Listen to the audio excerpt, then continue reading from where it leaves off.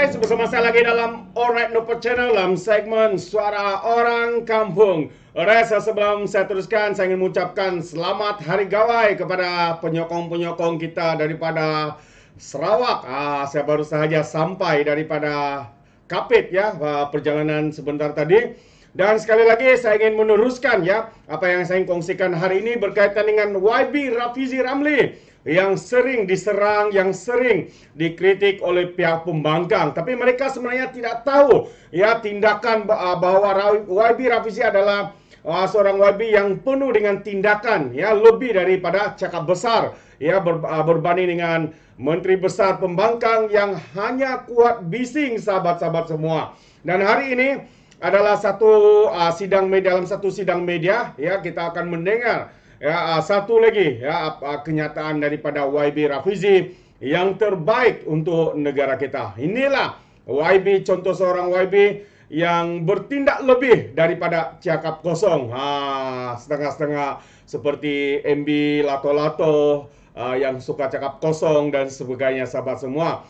Jadi tanpa membuang masa, mari kita lihat dan dengar sendiri kenyataan. We'll take care of itself, but what the government needs to intervene is on the early stage funding, because we can't be talking about innovation and tech or new growth without that. That's a piece of missing. Yeah, there's a piece missing. Alright, ladies and gentlemen, we are very happy that we have Rafizi, Dr. Omar and Christopher Lee for sharing a message. So maybe can we start the press conference? First of all, Rafizi, how are you today? It's weekend. But your dress How do you feel about InvestFair? Anyone who has to work on weekends will try to smile but not happy inside. Sorry, kidding. Sorry, yeah. Alright, so maybe I can just open a floor for the questions.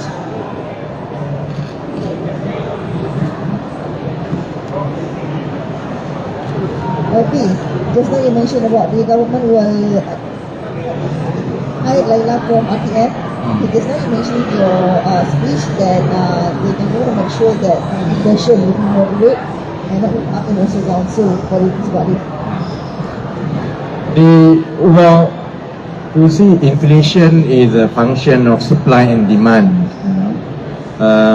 Government is able to see data, not just the current data, but also projections of the next few months. Data indicates that inflation will continue to moderate, and that's why we are optimistic that we will be able to meet the inflation target for the economy this year between 2.8 to 3.3%. And there are reasons for this. Part of it is because of the global economy, part of it as well because of the domestic demand, part of it is because the focus on sections of the inflation, inflation has baskets of foods or prices. So with focus in the last few months, albeit sometimes unpopular, but we focus on the fact that restaurant and cooked meal, takeaway food, these were the main contributors to inflation. So I think it's a combination of everything, and data is showing that inflation will continue to moderate, and I think we will continue doing a combination of efforts. Part of it are structural and will take some time. We are focusing on scaling up food production capacity at local communities. We are focusing on the narratives that cooked meal prices should moderate, and as much as people perhaps don't understand what ramah is, why we push 2 to 3 ringgit cooked meal through vending machines, is also part and parcels to condition the public that that should be the food prices. While we can't force restaurants to lower their prices, or we can't roll out another round of subsidies or price control on Coke prices, but we can create that ecosystem and environment where there is a competition in prices. I know that people say when you start really pushing for cheaper cooked meal prices to certain section of society, while it will not benefit everyone, but it also helps, in my opinion, to become a benchmark.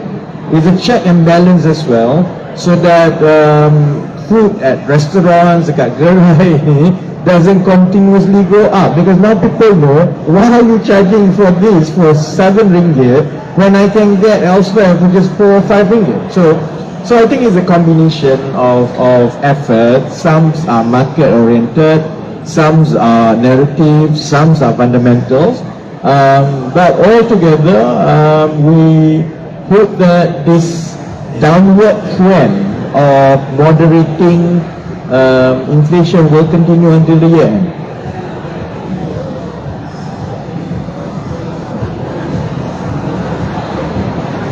Hello, Tasha from Banana TV. So, to make sure the inflation remain being moderate, is it the government will increase the OPR? I've repeated this so many times that I want to respect that monetary policy, which also concerns OPR, as best as possible should be left to Bank Negara, because they take a long-term view. Because imagine if minister like me makes decision on OPR every now and then, I go to functions like this guy say naik OPR, that guy say turun OPR, you know. Politicians by nature have to deal with short-term concerns, and a lot of short-term concerns are usually emotional, whereas the trajectory of the economy, and that concerns OPR and money supply and monetary policy, this is very long-term in nature and must be data-driven and evidence-based. By nature, politicians have to respond to emotions.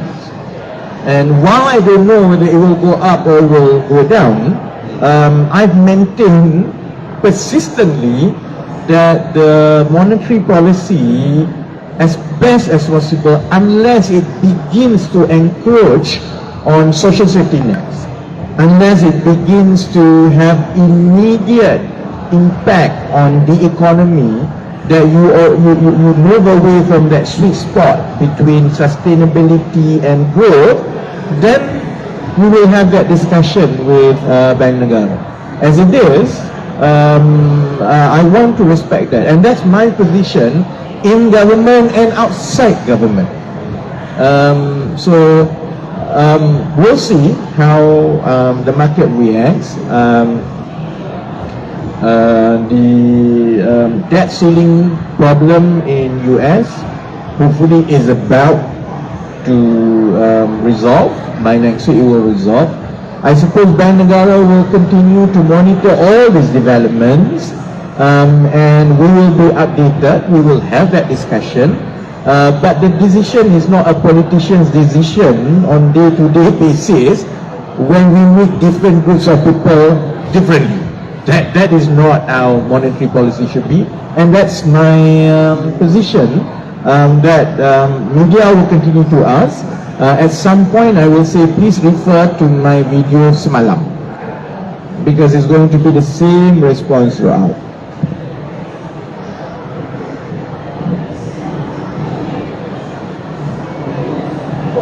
Hi, I'm Krishan from FMT News. My question is to Dr. Umar and maybe YB can comment as well. While markets around the world rallied to close higher yesterday, FBM TRCR ended in the red. So my question is, why hasn't the US Black Crisis resolution brought any respite to the local market? It's about consumer It's about investor confidence, their mindset.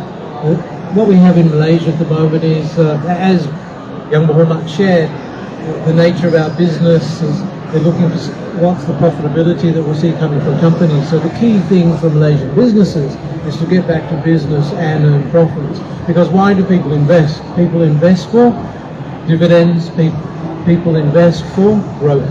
And so it's that clear line of sight to growth that we'll be seeing. So trading headwinds are not the same as debt ceiling. So we have exogenous factors such as the China-US trade tensions. Now, Malaysia, medium term, is well positioned to benefit from changes in diversification of supply chains, as Young Kehormat touched on in his speech. So as we pivot to sustainable economy, to creating new roles and new opportunities, we're looking to see these companies come through on the exchange as well. So just let me add on that.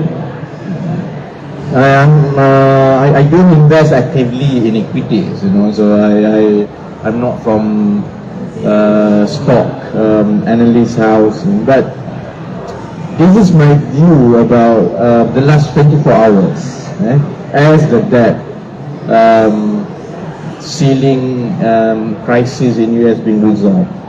The biggest beneficiary was Asia, and hence your question. Japan went up, Taiwan went up, Korea went up. So on the one hand, there's a lot of excitement that as this is resolved, then you get investor confidence in the whole global economy moving up a bit. But as Dr. Umar mentioned, so far in the first 24 hours, your question is about the last 24 hours. I just mentioned about, our job is not a snapshot and to take a long-term view. So my perspective of the long-term prospect is this. It is true that as the uncertainties in the US are resolved, you will see the pickup of interest again, especially in emerging markets as well as some markets in Asia. If and we go through in detail why is Korea, why is Taiwan, why is Japan. These three countries in Asia were the biggest winners yesterday. It's the same thing that Omar mentioned. It's a mixed. It's the so-called the mix of economy that is reflected on the stock exchange. Korea benefited a lot because of tech. Japan benefited a lot because of they were considered to be undervalued all these years. Taiwan benefited because despite the ongoing geopolitical tensions, there's a belief that semiconductor will really pick up after this. So in that sense, our march for long-term, mid-term reforms actually fit into this yearning and hunger for more value in this region when the uncertainties are resolved in the US. So we have this window of opportunity. You may not see in 24 hours or 1 week, but if we do the right thing first in the long term to make sure that our counters and the companies that offer value at BESAR tap into where the money is going. And I've mentioned this so many times, in the last 2 years, the highest investment actually went into green energy and energy transition, no longer tech. So if we position ourselves faster and better than other countries in this region in energy transition, for example, and we start seeing all these solution providers and energy transition companies beginning to reflect on BESAR and oil market, that's the kind of things that, inshallah, I'm very confident that you will start seeing the interest back to Malaysia pouring again. Can I add to that? Yeah. I thought maybe I should just add on to what Minister as well as Dato' Umar has said. From the perspective of retail investors, I think it is important that we take a longer-term perspective in our investment. So empowering yourself with the right knowledge to make informed investment decisions is key. As Minister had mentioned, I think this is multiple times, the focus is really in technology, renewable and food security. So he has already given you the country's direction. So as a retail investors, you may want to spend some time looking at some of those companies listed on BESAR. They are probably in this area and they may stand to gain the kind of upside, when some of these strategies are being put in place. Okay, so happy investing. Last question? Yes. Me the Mr. Hassel? I've got a fishing. Oh, you got your with YB, Dato' Umar, from Nayang Shankar. Just a question for Dato' Umar. Some Malaysia yesterday have a press release about will take action against these listed companies who yet to appoint 3 new directors. So what action will be taken? Well, there's been a long lead time. So what will happen is we will engage the boards, ask what they're doing, and it'll be step by step. So it's nothing draconian, but we need to also make sure that the market understands that we're very serious about what we do. And as a market operator, I think we are very serious about what we do. And hence, the first step is to engage the companies, and we have been engaging the companies before the press release, and we'll continue to do so. So one is compliance with listing rules, the other is that desire to see 30% representation in boards, which is an ongoing body of work that the exchange is taking, and talking to PLCs and chairmen and directors and boards. Thank you very much. Thank you. Terbaik sahabat semua. Itu dia sidang media bersama dengan YB Rafiziramli dengan beberapa pemain-pemain industri ya, terus khususnya di dalam InvestFair ini.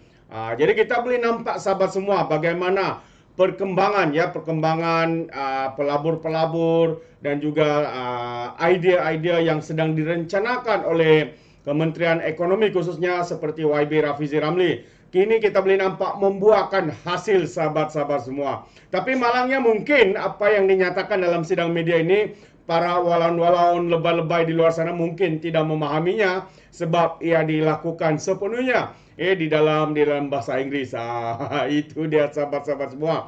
Jadi apapun memang terbaik usaha yang padu daripada YB Rafiziramli. Dan walaupun ramai di luar sana menganggap YB Rafiziramli tidak melakukan apa-apa, tetapi ekonomi ya satu bidang yang sangat complicated ya, tidak seharusnya ditayangkan dari segi tindakan, perlakuan dan sebaliknya, tetapi memerlukan satu perancangan yang rapi untuk meyakinkan para pelabur daripada luar yakin dengan ekonomi negara kita, yakin untuk mereka datang melabur di dalam negara Malaysia dan akan memberikan keuntungan buat rakyat Malaysia. Alright sahabat semua, ini sampai di sini saja apa yang saya kongsikan ya. Sedikit review kita berkaitan dengan sidang media YB Rafiziramli sebagai Menteri Ekonomi juga. Jadi sekiranya sahabat-sahabat juga ingin memberikan sebarang komen, anda boleh berikan komen anda dalam ruangan komen. Tapi ingat, komen dengan cara berhema. Jangan menjadi seperti walaun-walaun apabila memberikan komen penuh dengan hasutan, kebencian dan juga fitnah-fitnah melampau. Alright, sampai di sini saja. Izinkan saya untuk mengundurkan diri dan seperti biasa, peribahasa mengatakan tak apa pun tangkap 2 tahun keinginan. Dalam bahasa Melayunya, tepuk dadah, tanya selera. Sekian saja daripada ORAITNOPO Channel. Saya kita berjumpa lagi dalam info dan updates yang seterusnya. Sekian. Bye-bye.